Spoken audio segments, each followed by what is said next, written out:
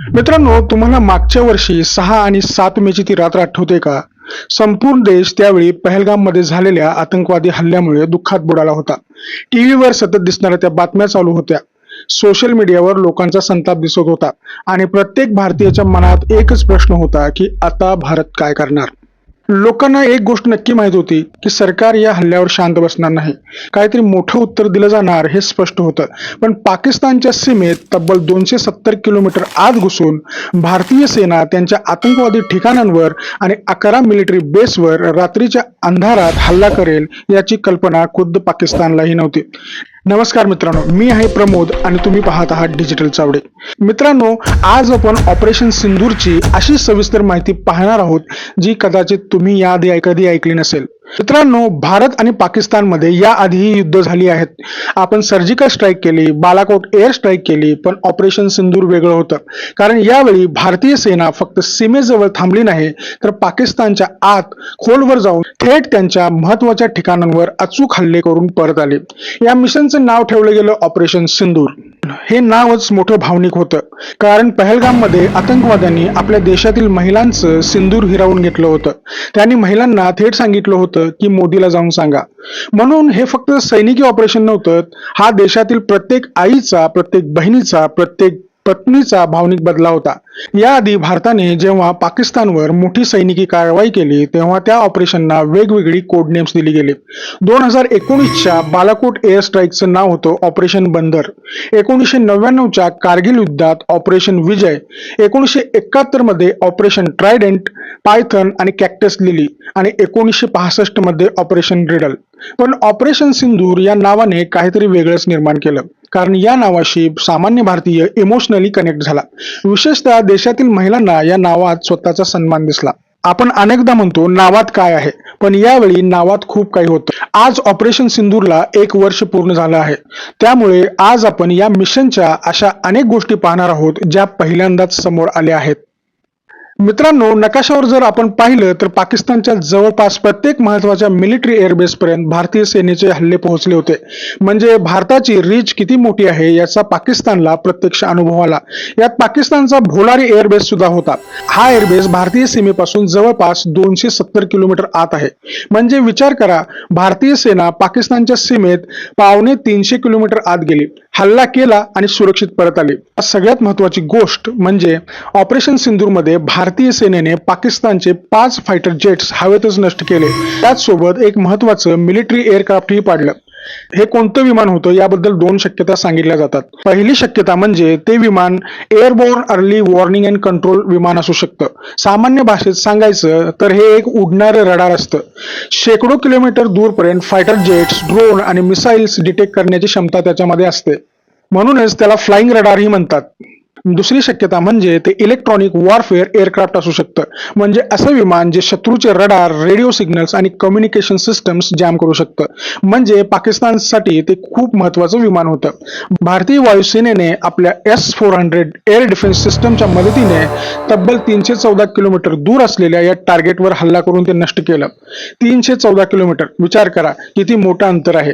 इतक्या अंतरावरून air defence system वापरून एखादं विमान नष्ट करणं ही जगासाठी मोठी गोष्ट होती. याचा सरळ अर्थ असा की भारताच्या मिसाईल्स पाकिस्तानच्या सीमेत 314 किलोमीटर आतपर्यंत गेल्या आणि पाकिस्तान त्यांना थांबवू शकला नाही.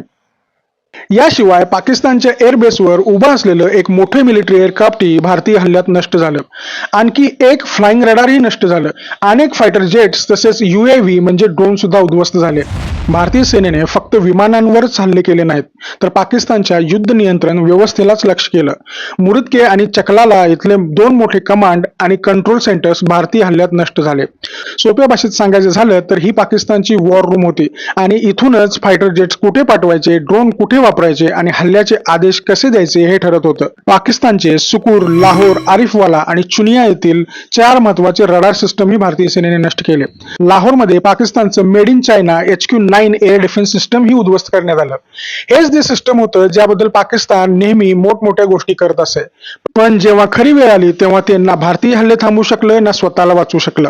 पाकिस्तानचे सरगोदा आणि रहीम यार खान हे दोन महत्वाचे एअरबेस सुद्धा भारतीय हल्ल्याचं लक्ष बनले. त्यांच्या रनवेवर अचूक स्ट्राईक करण्यात आले. रनवे जर खराब झाला तर फायटर जेट्स उडू शकत नाहीत. त्यामुळे हा पाकिस्तानसाठी मोठा धक्का होता. मुरिदके, सुकूर, भुलारी आणि जकोकाबाद इथल्या हँगर्सवरही भारतीय सेनेने हल्ले केले. या हँगर्समध्ये पाकिस्तानचे अनेक फायटर जेट्स पार्क केलेले होते. त्यात F-16 फायटर जेट्सचाही समावेश होता. भारतीय हल्ल्यात हे F-16 मोठ्या प्रमाणात नुकसानग्रस्त झाले किंवा नष्ट झाले. मित्रांनो, ही छोटी गोष्ट नव्हती, कारण F-16 ही पाकिस्तानच्या एअरफोर्सची सर्वात महत्वाची ताकद मानली जाते. ऑपरेशन सिंदूरमध्ये भारतीय सेनेने बहावलपूरमध्ये जैश ए मोहम्मद आणि मुरिदकेमध्ये लष्कर ए तैयबाच्या मुख्यालयांवरही थेट हल्ले केले. ह्याच त्या संघटना आहेत ज्या गेली 30 वर्ष भारतावर आतंकवादी हल्ले करत आहेत. भारतीय सेनेने त्यांच्या अड्ड्यांनाच लक्ष केलं आणि त्यांना मोठं नुकसान पोहोचवलं. एकूण ऑपरेशनमध्ये भारतानं पाकिस्तानची 9 आतंकवादी ठिकाणं आणि 11 मिलिटरी बेस नष्ट केले.